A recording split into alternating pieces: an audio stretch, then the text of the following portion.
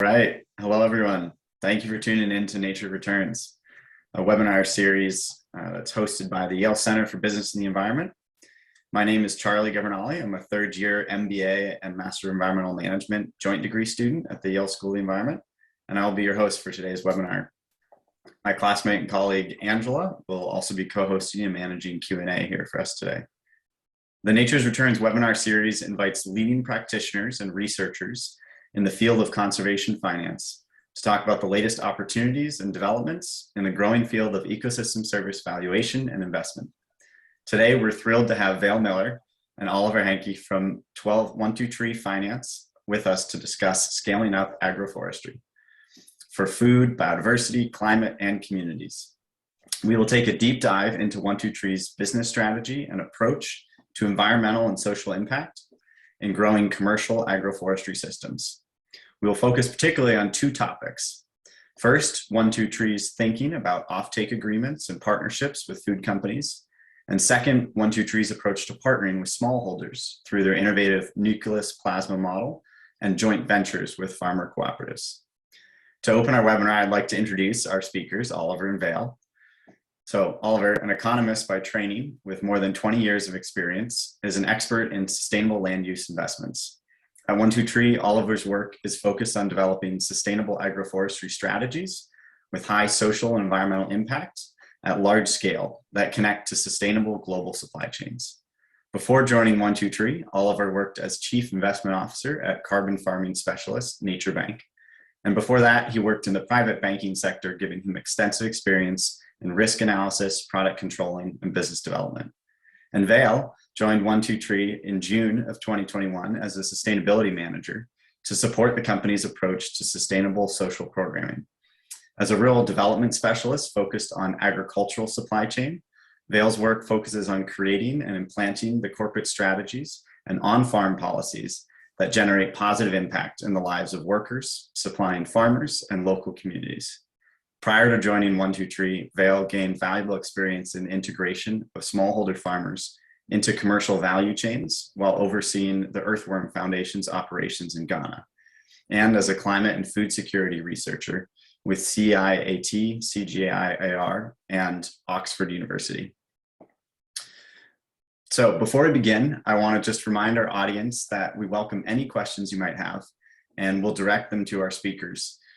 Put those questions into the Q&A window throughout the presentation, and my co-host Angela here at Yale will be managing those so we can get yours asked in our 2 blocks of time for Q&A, midway through and at the tail end of the webinar. All right, so Vail and Oliver, let's dive in. And I want to start, if you could give our audience a brief overview of what 123 is, your investment thesis, mission, theory of change. Sure. Well, first of all, thank you very much. Creating this platform and providing us the opportunity to basically present 123 our approach and to give us the space here basically to talk about it in detail. You already mentioned quite a few buzzwords that we typically sort of use when describing what we do. So one of the key points is transformation, and the other key point is large scale. And you mentioned both of them. So what has become clear, I think, is that land use as it currently happens, agriculture in particular, it cannot continue like this, and it has to change very fast if we have to stand, or if we want to stand a chance that we sort of see our children and grandchildren grow up in a world that sort of resembles the world that we're used to, basically. And well, it's for many years out there, there are practitioners, there are great examples of how this can be done.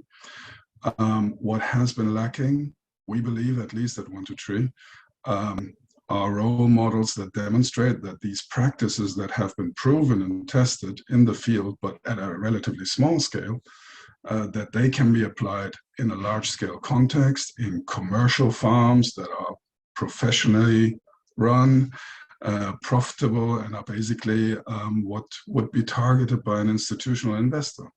And that is exactly our thesis, to basically change the way how farmland funds or large-scale institutional investors view the world of agriculture, and to see that regenerative farming practices and generally speaking, a holistic approach to land use management have to become the norm and not the exception, basically.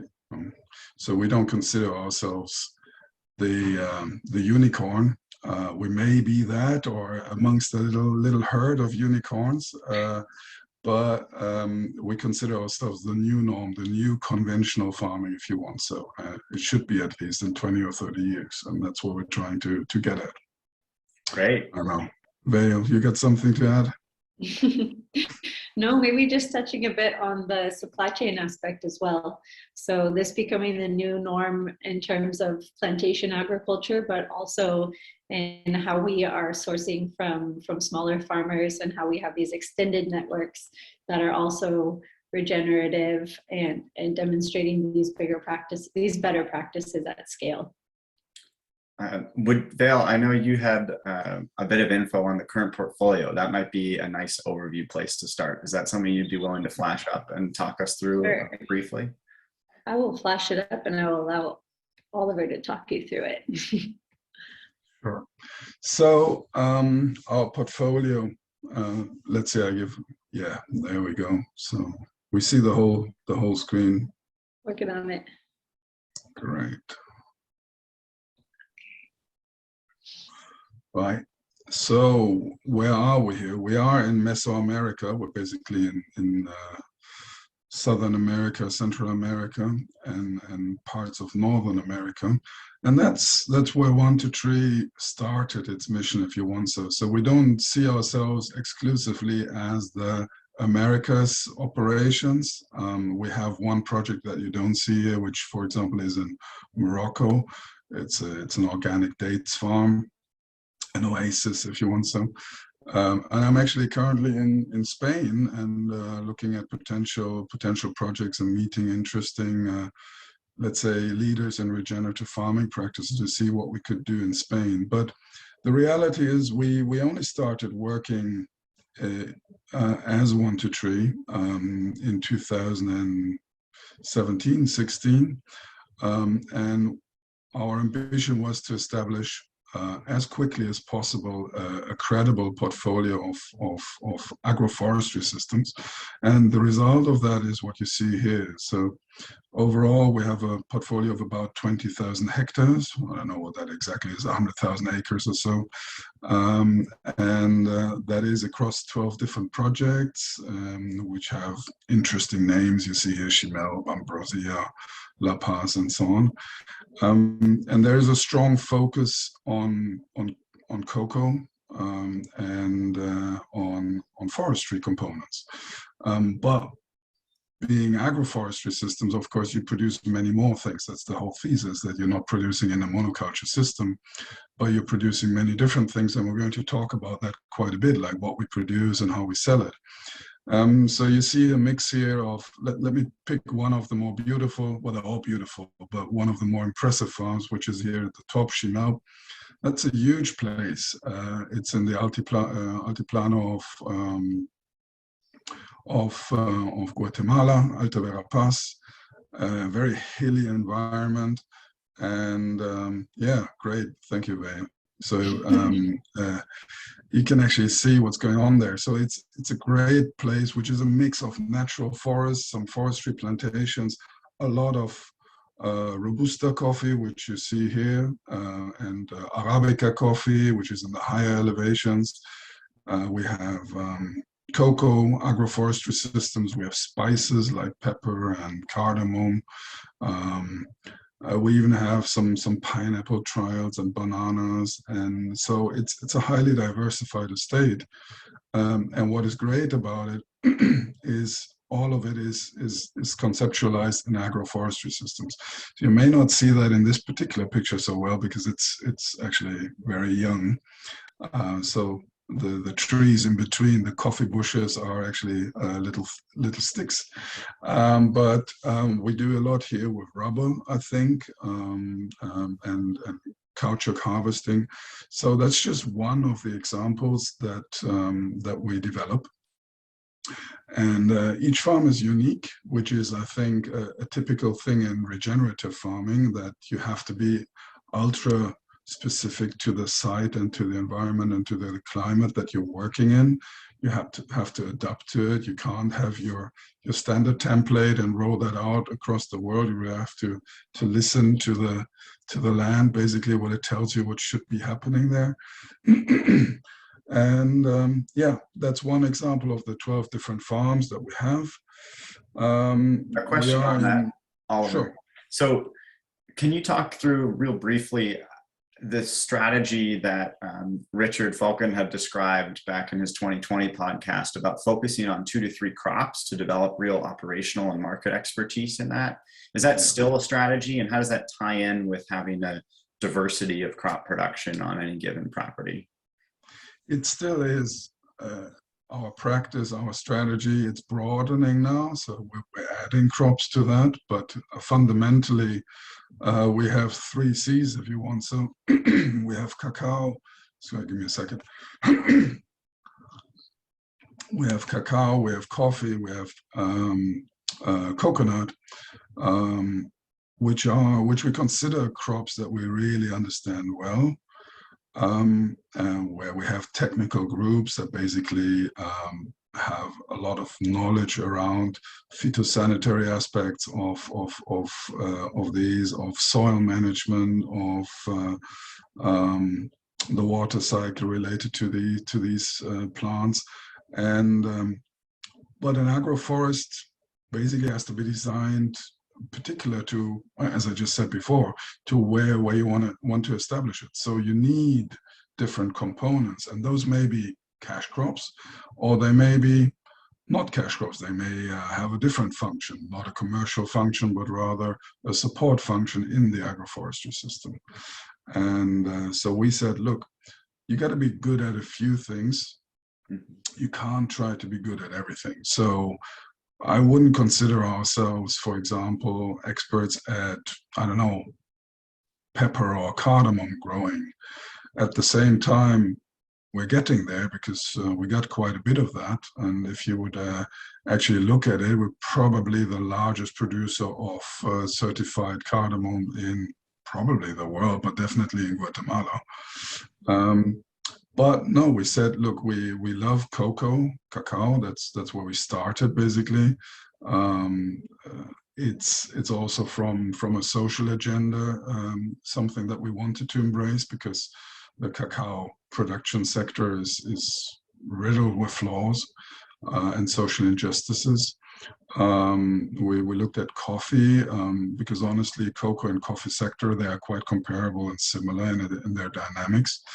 And coconut, because it's a great replacement strategy for African palm oil, basically. So there's a strategic dimension to why we chose different crops. Well, we also got to sell those, produce well and sell those that where we're not yet experts at, you know. And we probably come to that as well. We have some bigger and new ambitions. We embrace different habitats, and that also means that we have to become experts at certain type of tree crops that we aren't yet experts at. Right. And when you talk about developing expertise in that, could you give a couple sentences describing the staffing that you have, where teams are, what their focus is, how the staff looks on the ground for 1-2-Tree? Sure. Vail, you want to talk around you are based in Panama, you know, those are your colleagues. Yeah, exactly. We are a pretty dispersed group. So we have the company, you know, relatively set up by department, and each of us doing a lot of work that is at the portfolio level, and then also kind of honing down at the farm level individually. So we have finance team, operations team, a technical services team, the sustainability team, for example, and all of us, like I said, are working on the policies, the approaches, the vision at that corporate level. and then are often interacting directly with the farms for specific capacity building, specific issues that we're addressing. Our technical services team is there to provide an overall vision for how we grow cacao, how we incorporate regenerative practices into all of our farms, but also when we're having a specific issue at a certain farm or when we're establishing a farm, land scouting, they're dispatched directly to that location and they become specialists really in that farm and in that context itself. And when you mention your farms, what's the employment arrangement with your farm workers, with your farm managers? Are they under 1-2-Tree directly? How does that work? Yeah, look, that's actually quite specific to each project. So what you would typically find is that we like to get involved in a dedicated operator because we want to scale that operator beyond an individual farm. So what we like to do is not to build all the core competencies into a local farm team, and then that farm team is amazing at what they're doing, but you can't leverage that basically. So instead we build operators. Well, first when we started, we thought we find good operators in the field and we just give them money and we tell them what our objectives are, and out comes amazing agriculture and forestry. And the reality is, no, that was not the case. So instead we decided, look, we gotta build our own project development capacity, and we also need to build our own operational capacity.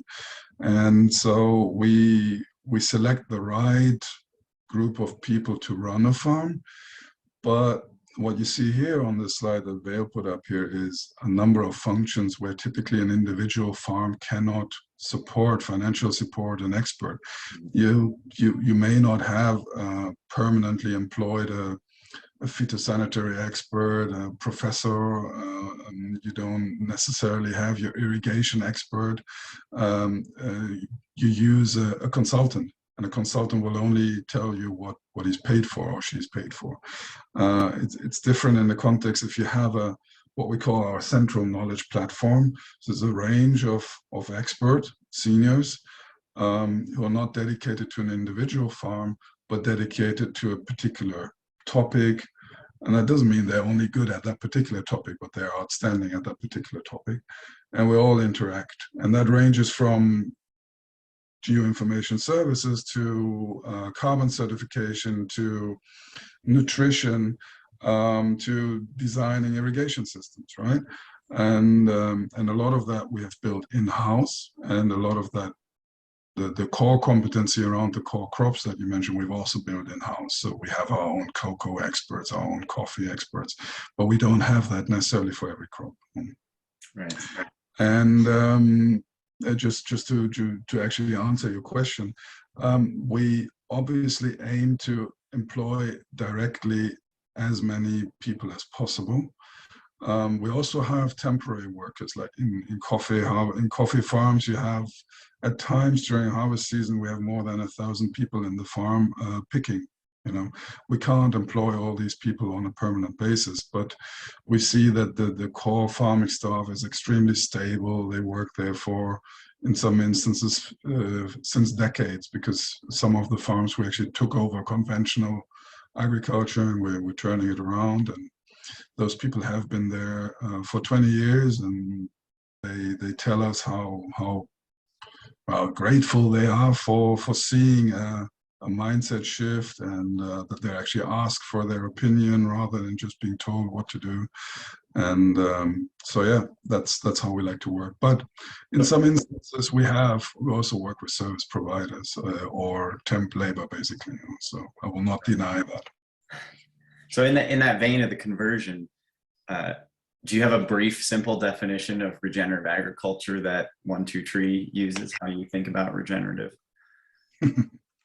And I know that's not necessarily the focus of everything, and agroforestry is an overlaid concept in many cases. But look, the funny thing is that when we started, and that's not terribly long ago, everything was sustainable agriculture, and we were doing this funny thing, agroforestry.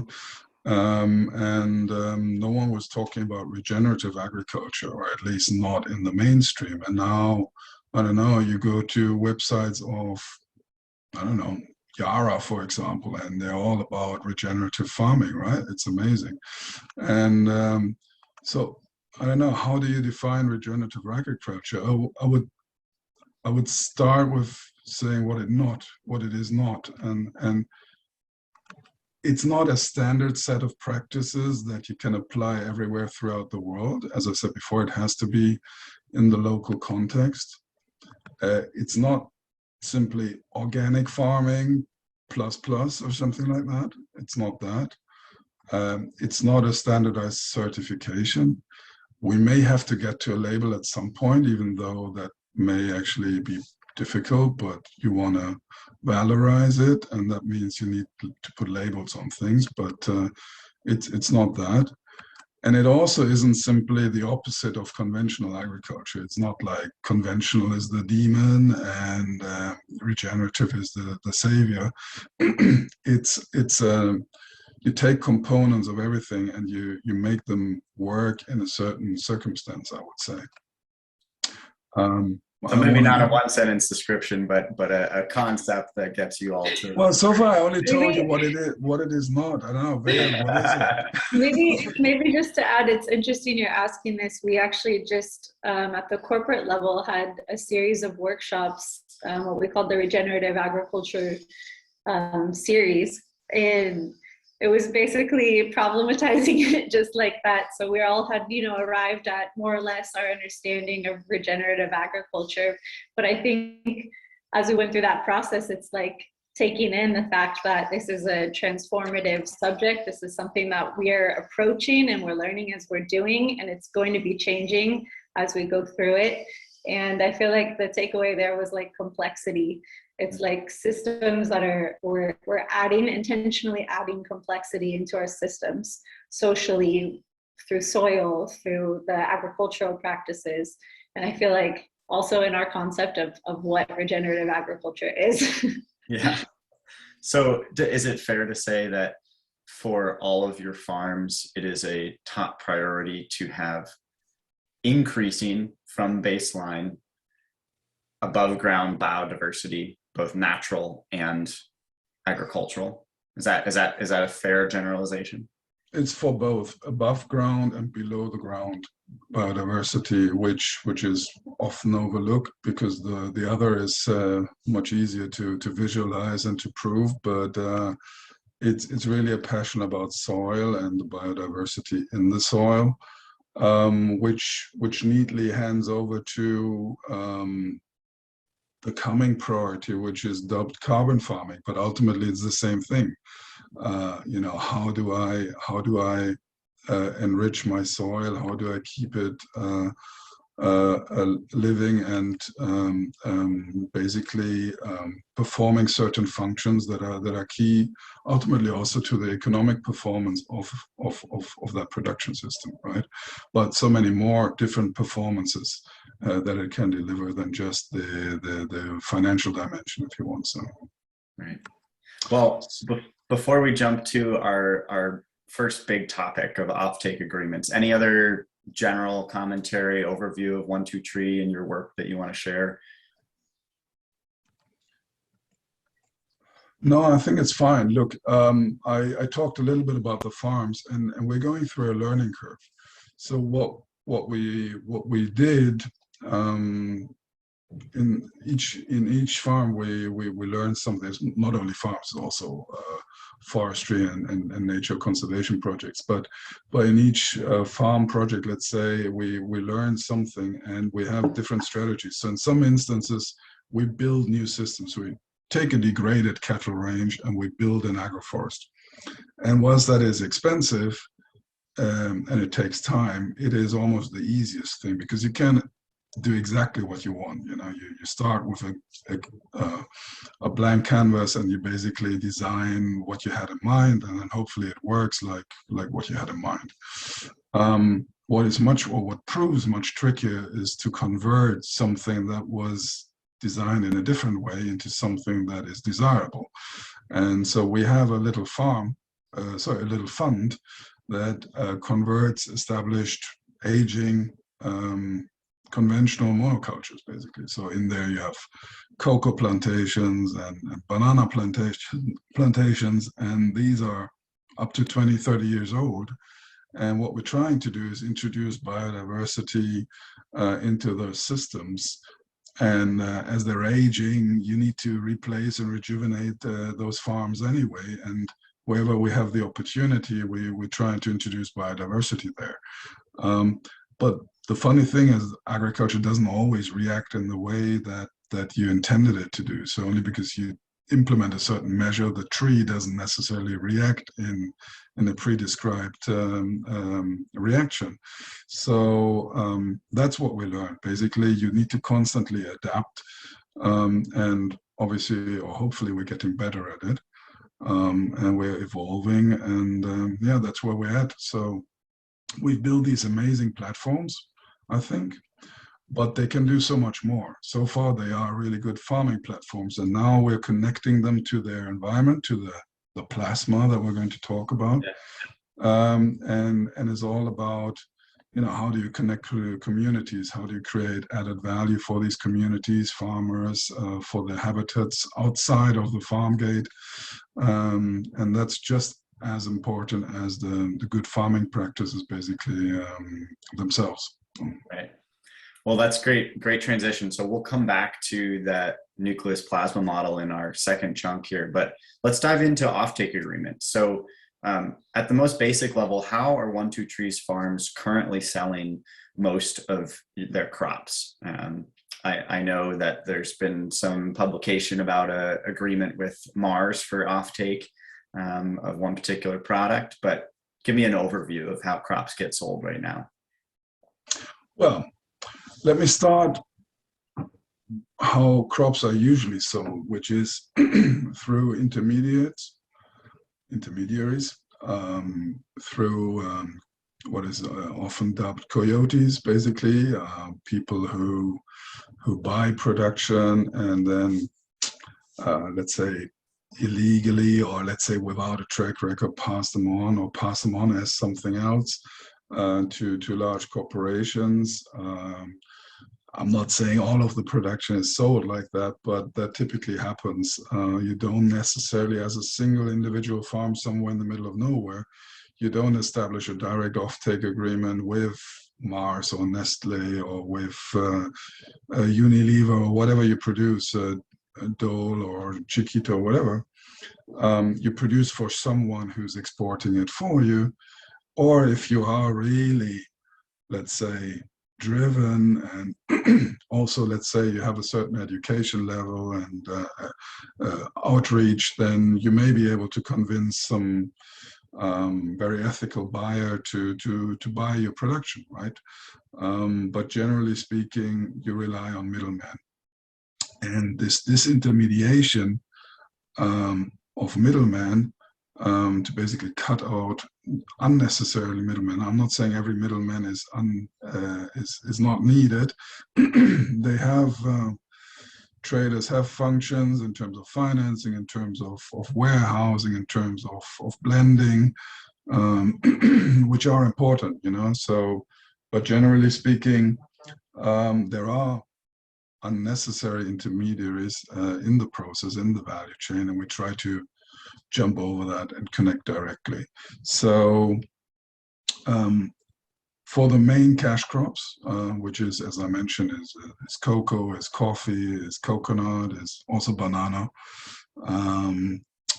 we are selling directly. Basically, we have a small sales team, marketing team that is connecting directly to large multinationals with a strong brand. That usually helps because someone with a strong brand can enforce a certain price premium for responsibly produced, sustainably produced, traceable production, which a trading house cannot. Basically, they work for others.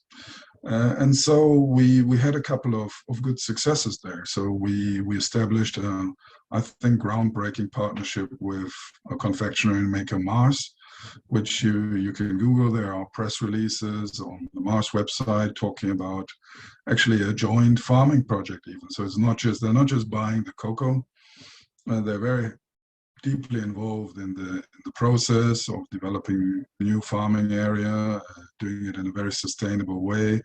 They have very strict sustainability criteria and quality criteria for the cocoa that is being produced. And the same applies to in the coffee area. We have since several years an agreement with Starbucks to buy the coffee. We've been selling the bananas to a German supermarket chain that was actually paying us very handsome, what they call the lighthouse bonus, basically a sustainability premium for farms that present a lighthouse model to surrounding farms. So these companies are out there, and we're finding them, and we're partnering with them, and in exchange for the premium that they are paying, of course, they're expecting work. You know, they're not just expecting us to pass on 3% IRR more to our investors, but instead to actually translate that into social and environmental impact. And that's where the team around Vail is fundamentally important to translate those measures basically into tangible outcomes. And we'll come to that. Just to complete the picture, a lot of the production are not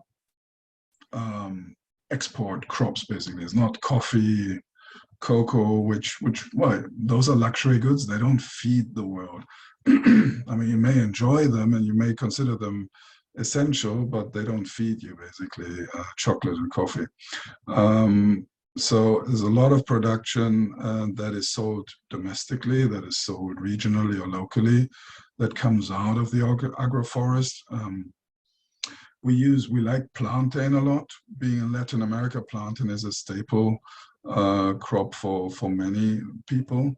And within the agroforestry system, it takes up a lot of essential functions. It provides shade, it grows very fast, it works very well in conjunction with some of these tree crops. But we also grow maize, corn, we grow other products. It depends on where the farm is, basically. You know. We have timber components in there where we sell it as biomass or hardwood. So for those recurring harvests, you can establish a partnership, and those are really, we prefer partnerships rather than offtakes. You know, it's like you're in there for the long run, 10 years, 20 years possibly. For the stuff like trees, you know, if you plant shade trees, well, you may not touch them for 20 years, so you can't do an offtake, basically. You gotta hope that you'll find a good market after 20, 25 years for these trees, and then replant them to have a replacement in the system. So in terms of getting more corporate partners for particular crops across your portfolio, what have been the most effective types of messaging, outreach, engagement? What's getting companies clicking with 1-2-Tree and your products versus other places they may be sourcing from? To be honest, it's not that difficult. I really thought that would be the difficult part, but given that, well, I just say that now, that we're doing so many good things in our approach that tick a lot of boxes for companies that care, or companies that have recently made ambitious pledges, be it in the context of socially sustainable sourcing, child labor, etc., or be it in the context of climate change, which has been the more recent series of pledges. I mean, name me a company with a global brand, and they'll probably have made some serious commitments regarding cutting greenhouse gas emissions from their production value chain.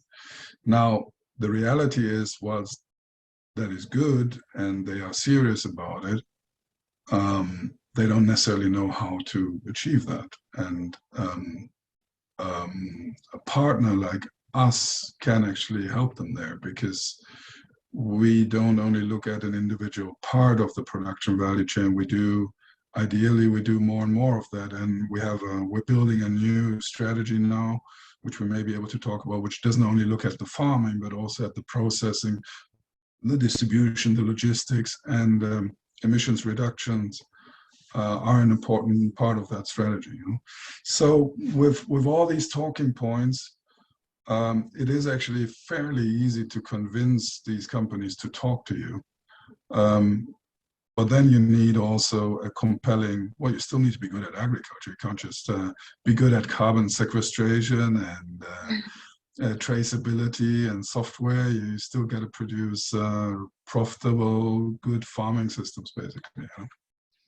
So let's jump through a few more questions on the offtake agreements, and then maybe in 3 to 5 minutes, we can try to get to a short section of Q&A, see whether anything's come in from the audience. Sure. So a next one on offtakes. Can we talk really nitty gritty details? What does an offtake agreement, or in this case, a partnership agreement, look like in an ideal case and what you have right now? Terms of that agreement, timeframes, incentives, any nitty gritty details that you can share about how you either want them to look or how they currently look for your products. Sure. I'll not necessarily talk about price levels and so on, because people are sensitive about that, but I can tell you what is important. So in a good offtake, you're looking for stability, you're looking for risk protection, but you're also looking for being able to participate in upside. You're looking for a partner that is who understands your problems that you may be facing operationally, because it's still agriculture, forestry. You're acting in a challenging environment. So if you can design something that delivers all these components, then you have built a good partnership model, which we call an offtake. Or a sustainable purchase agreement, which may be the better term,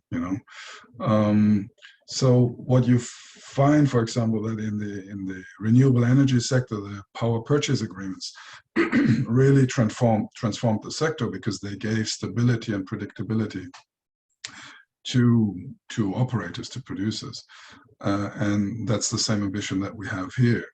Now, I'm not saying that didn't exist before. I mean, many large producers have corporate relationships and so on, but what you want is also, as a smaller or medium-sized producer, to have that stability.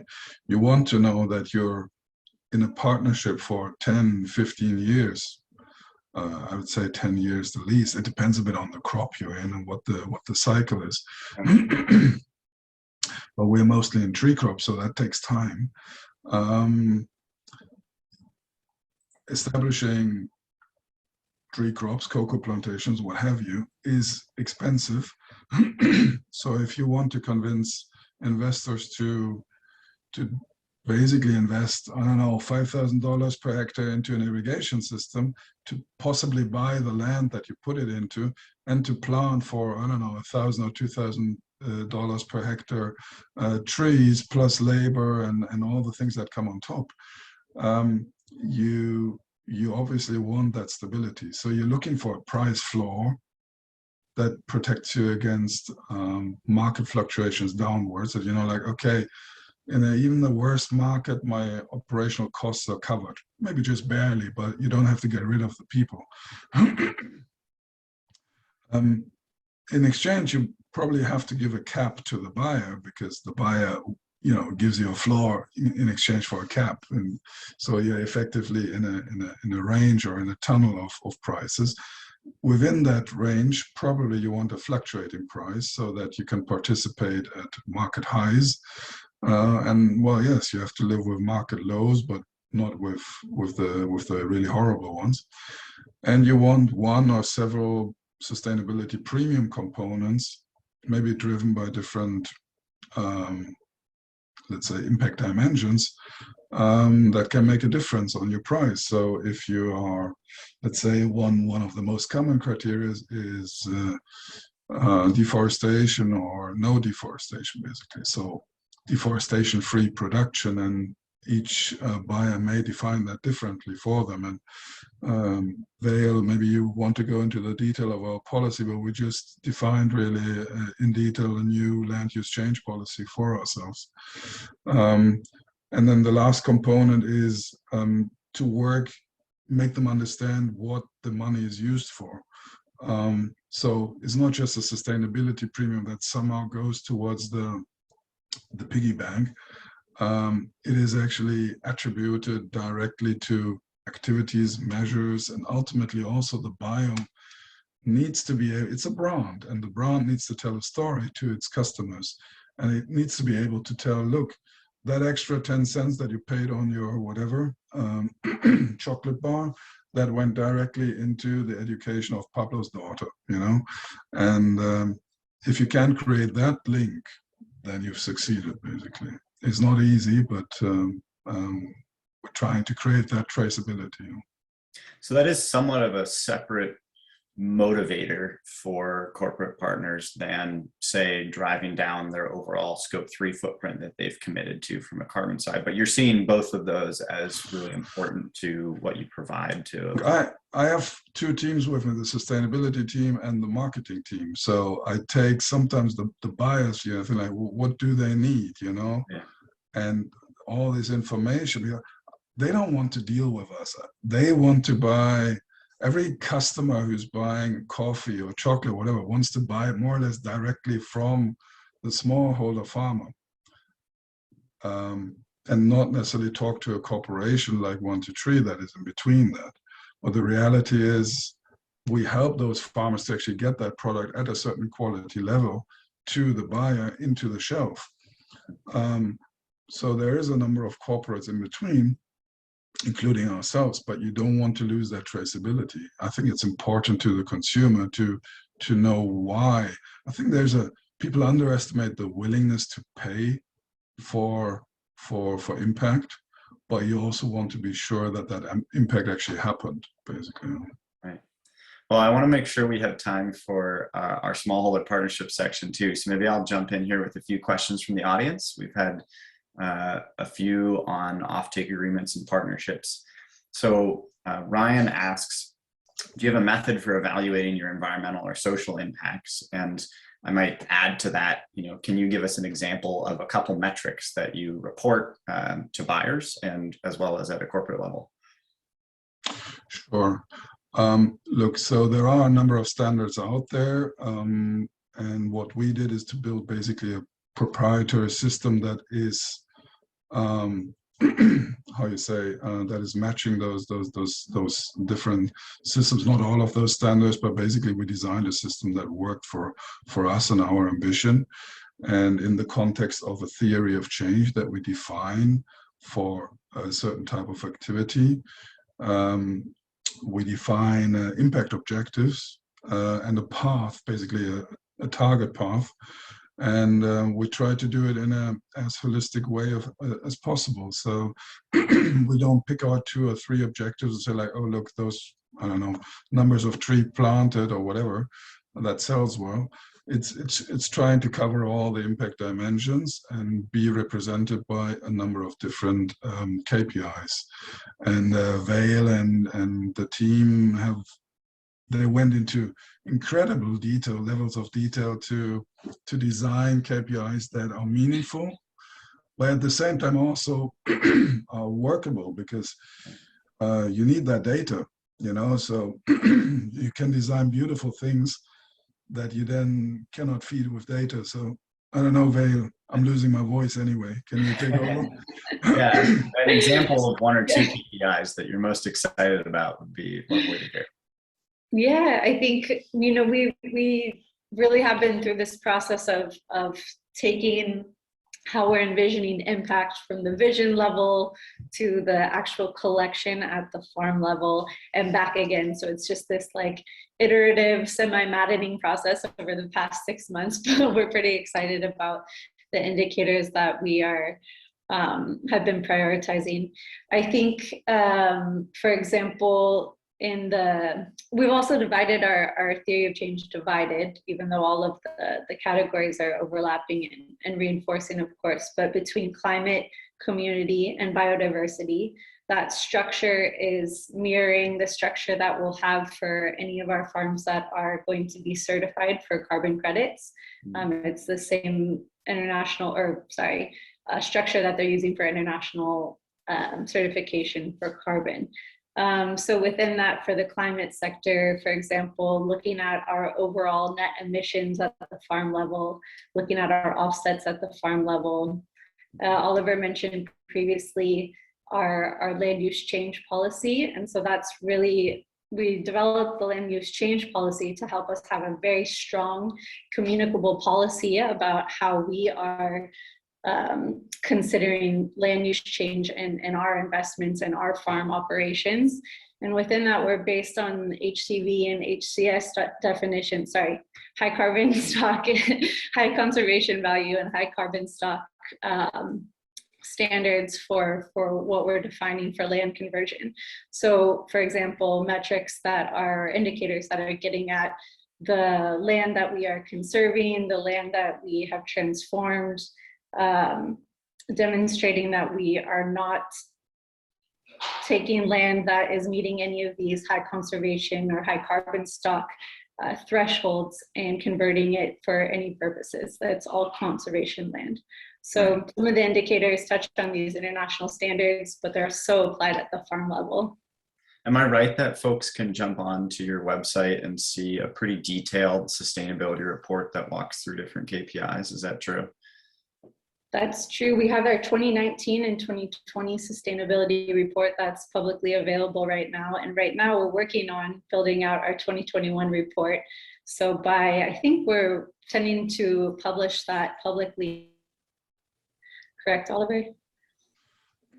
You cut out exactly at the right point, but no, I think we said June. We said June.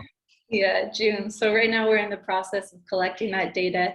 That will reflect the KPIs that we've been previously reporting. So the ones that you can see in the 2019 and 2020 sustainability report, and also be touching a bit more on some of these indicators that we're now incorporating, and that will be fully fleshed out and implemented this year. Great. So maybe just one point on that. I know we're overstretching that one question, but so we look at everything like from gender equity to education and so on. But one thing that we added last year that we didn't really focus on so much as a KPI was soil organic matter content, right? So I think that's maybe the closest indicator that we have for are we successfully regenerating soil? And that obviously is something that will take time. So we only started measuring that. Well, we've got a baseline and we got one data point, so we got an improvement basically, or not. But you got to show obviously a bit more of a timeline before you can properly say, look, the biodiversity in that particular soil at that particular farm has improved since 1 to 3 got engaged there. Yeah. Well, I have so many other good questions that have come in from others in the audience, Han and Noelle and Claire. And we also only have 10 minutes left, so I want to make sure we get to some of the smallholder partnership work. And if we have time, we can come back to some other questions and maybe can address offline with folks. So Vail, if it's all right with you, let's go ahead and jump in on that side. Can you, in brief, give us an overview of the different ways that 123 currently partners with or assists smallholders who are not operating your farm properties, but are in the regions that you're working? Sure, within our supply chain essentially, or within the general landscape that we're operating. Yeah, I think at the foundation, it really comes back to this holistic model. This image is on the screen right here, of the notion that all of our farms are not a sole entity just producing within the environment that they're in. Rather, they are interacting completely holistically with the natural environments and with the societies and the people and the communities that are also in that area. So in that way, we really wanted to reconceptualize what is a sourcing model. So instead of the traditional sourcing model that Oliver was discussing previously, where you're essentially like a farm gate buyer, the notion was that we are building the capacity of the communities in the area to really be productive farmers that are earning a dignified livelihood that's allowing them to stay on farm and really be the stewards of the land of this area that they have the cultural and the heritage to, essentially. And so that kind of looks differently in different contexts. Charlie, we talked a little bit previously about maybe two models that we have with our farms. One that is more the nucleoplasma model, and another that is a bit more of a joint venture model. If you want, I can go into those a bit right now. Yeah, maybe let's give a couple sentences on each of those so the audience has a sense of okay, sure. So the nucleoplasma model is essentially where you're considering our plantation and typically our processing centers as kind of the nucleus, so at the center of the activity of the supplier basin. And then we're working with outgrower farmers, usually smallholder farmers in the general surrounding area, to source product from them. But in our conception of how this works, it's also about this exchange of information, knowledge transfer, training, supporting farmers so that they're not just providing us with product, but that they have access themselves to the inputs that they need to be producing a really high quality product. They also have the training and the communication flow so that they understand what that product demand is, so what that market need is, and then they can be rising to meet it themselves through accompanying trainings and through accompanying different financial models, perhaps, if finance is the limitation, but really working with the farmers in our network to understand what their needs are in order to be a really strong partner for us so that we're providing the best possible product to our clients who are going to source from us. The second model that for me is really exciting would be a joint venture model. So particularly with our relationship with Andean Cacao, one of our companies in the Boyacá region of Colombia, they have a program called Impulsa, where they've partnered essentially with a farmer association, the largest farmer association in that state or that area of Colombia. And they entered into a joint venture together where the farmer association is a partner with Andean Cacao and is also, having access not to just trainings, not to just processing facilities and this information, as is kind of the nucleus plasma model, but in the end, they're also having asset ownership. So they are the owners of the actual processing facility, some of the machinery. And so really there you're seeing it's not just a model of sourcing, but it's building equity as well into the model. That's something that lasts throughout the duration of the project, but also beyond, or can take many different avenues from there. Yeah. So when you say sharing that processing facilities, does that also extend to entering into joint sales contracts? What does that product flow look like from the regional cooperative versus from Andean Cacao, and how do those get marketed? Oliver might touch a bit on that one too, the end marketing through that, but the initial marketing channel that this farmer association had access to was very local. So it was mostly going to Colombian cacao, kind of bulk cacao supply chain. And then through this partnership with Andean, they have access to niche European high quality markets. That is something that is just would never have been a reality without this type of partnership. It's exciting. There's so many other questions we have here coming from the audience and our end. I know there's a couple here that we wanted to make sure we got to. One of these, we touched on this a little bit before, but how are you measuring success, your own success in partnering with smallholders? Are you doing that well? And as part of that, how do your own land conservation and native biodiversity goals get extended through to your partner smallholders or not? Mm-hmm. Yeah, it's been a tricky, I think it's always kind of the heart of the question when you're working on smallholder sourcing is how you are applying standards that you hold at the corporate level to producers who have a very different context financially, time, traceability wise, all those logistics. For us, it's a lot about looking at the expectations that we're going to have, how we are playing a part in helping the farmers achieve that, how we're preparing them and really setting it up almost so that they can't fail. So with our land use change policy, for example, if we're looking at developing a new smallholder program, instead of onboarding farmers and being like, welcome to the program, we need a source from you, and then going and seeing where their farms are located, are there potential risk to deforestation, to encroachment on conservation areas or natural habitats, the work really comes prior. So doing the scoping and the scouting, doing all of the kind of due diligence essentially that we need to do to identify our risk, and then tailoring our program.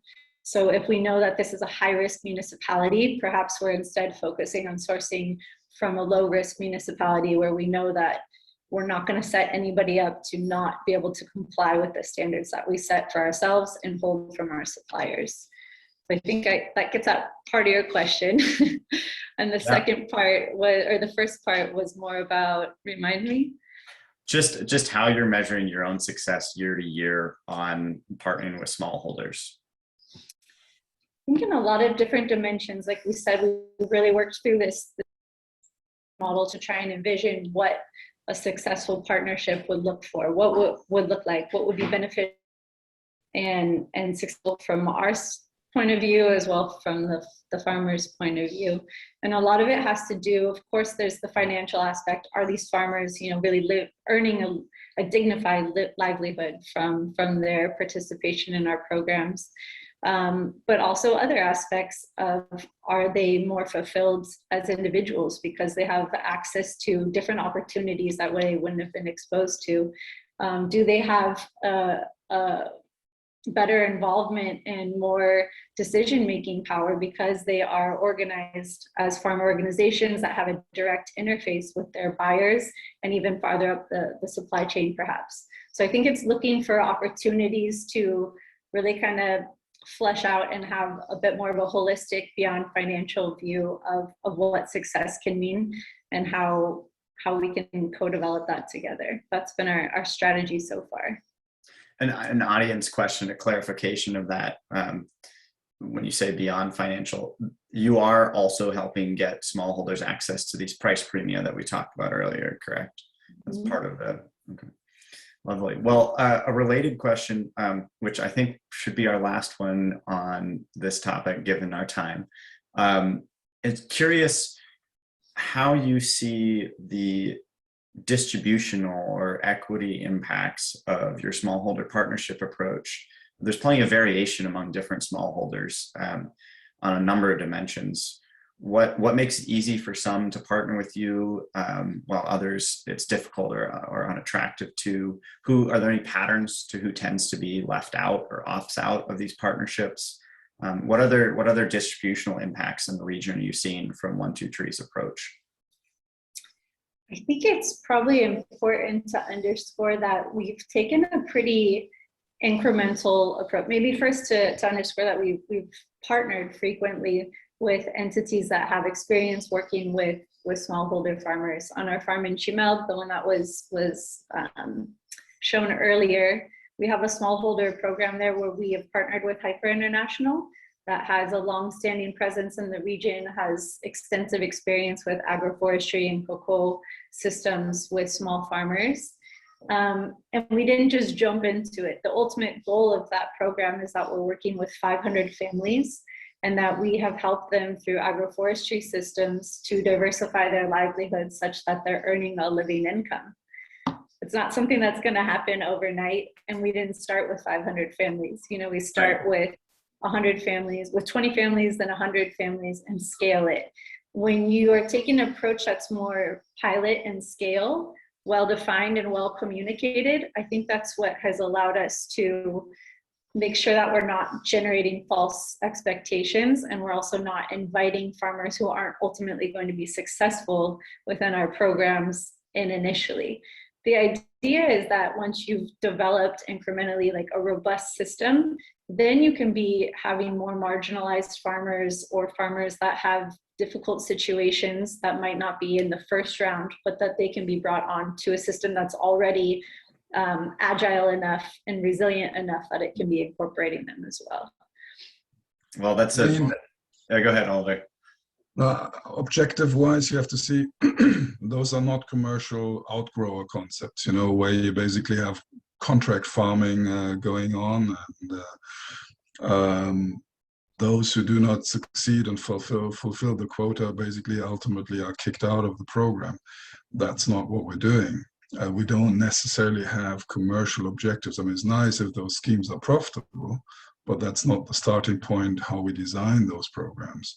It's they are inclusive, and of course it's easier to work with someone who has an entrepreneurial spirit and embraces suggestions and is eager to learn and put it into practice. And it's more fun than to work with someone who's change resistant and only lamenting about, I don't know, how bad the prices are compared to whenever. So, but still you got to deal with that, I guess, you know. And what the project that Vale was referring to, those are more community by community decisions. So it's whole communities that decide to join the program or not. And you did see that in the first year of the program, some communities actually passed on the opportunity. They said, okay, that's not for us. And now actually in the second or third cohort, they want to join the program because they saw that other communities benefited from that, you know, and that's ultimately how this works, I guess. Again, too many more follow-up questions there, but given our time, why don't we transition to a last little bit of audience Q&A, and then talking a little bit about, you know, what you all are looking at on the horizon. I know you have some new fund work underway. So an audience question that maybe brings us that direction is one, Timur asks, how are you all thinking about working with crops and regions you haven't worked with before, be willing to game change the way cotton is grown, for example, or working in Southeast Asia, other regions that you all are thinking about? You want me to answer that? Look, I mean, what we're often confronted with is, okay, so you're great at cocoa, then why you're not in West Africa, right? I don't know, you want to change palm oil, then do that in Indonesia, you know? So, and yes, absolutely. Or if you want to do something about, I don't know, carbon foot or greenhouse gases, then maybe tackle rice or whatever. So absolutely correct. We happen to start in Latin America, and we believe that you can only be successful if you understand the environment, the landscape you're acting in, and you need boots on the ground. So it's not good enough to just basically want to be successful in Southeast Asia or in Ghana or wherever, and Wales actually spent a number of years there,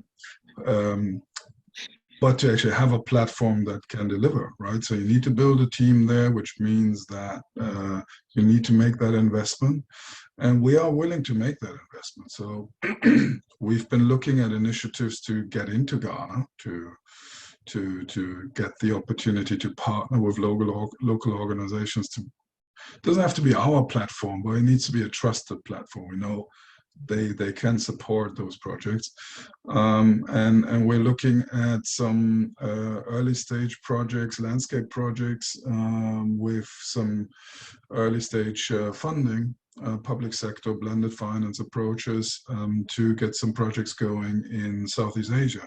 So we're looking at that. However, we have to be honest, we have a lot on our plate right now. You just mentioned that, together with new partners, we're building a large-scale fund, basically the objective to raise much more institutional capital to invest into more of what we did, but going further down the value chain. So it's not only about the farming practices, it's also about how you convert that into sustainable products, how you transport it, how you get it into the shops. And basically we're raising for a very large fund in partnership with a very, very well-known NGO, in particular in the conservation, landscape conservation area. WWF US basically is going to be our partner there on this particular initiative. We're still hammering out the details and so on, so I will not go into the specifics of that, but it will be an amazing partnership, really getting capital to where it's needed most in various value chains, and not just the beautiful ones like producing cocoa and coffee, but also the naughty ones, you know. We're looking, that's why I'm in Spain, we're looking to build a Mediterranean strategy to fight desertification here in the south of Spain, in the south of Italy, and in Morocco, northern Africa, Maghreb.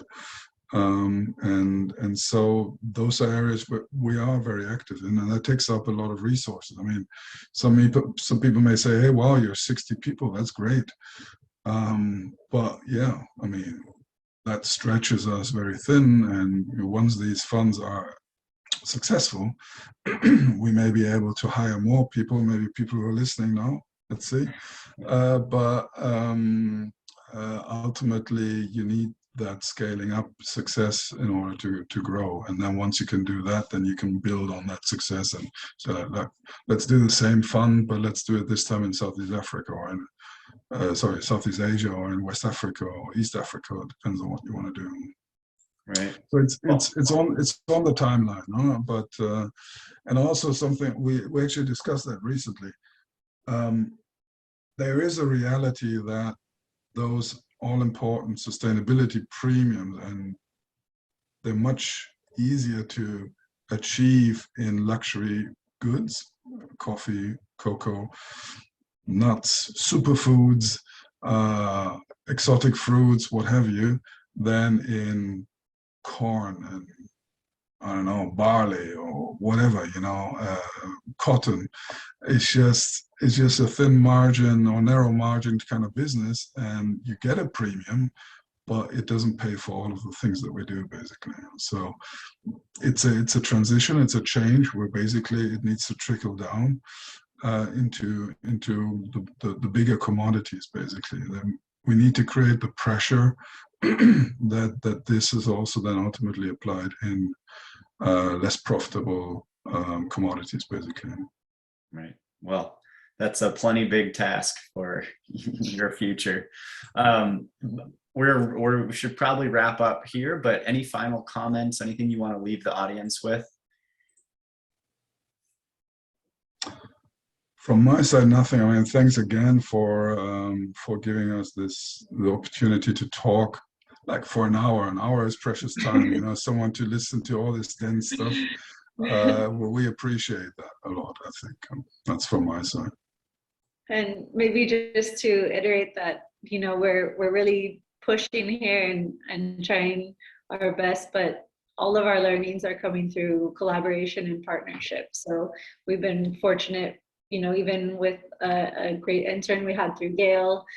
And so we're always looking for people like-minded that are pushing and exploring the same too. So just to underscore that we're available if you're interested in connecting. All right. Well, thank you both so much. To our audience, that concludes our webinar on scaling commercial agroforestry with 1-2-Tree. For those who want to view a recording of this webinar, please visit the events tab on the Yale Center for Business and Environment website or our YouTube channel. So thank you again for joining us. Until next time, this is Charlie Governale from the Yale Center for Business and the Environment. Take care all and have a great rest of your day.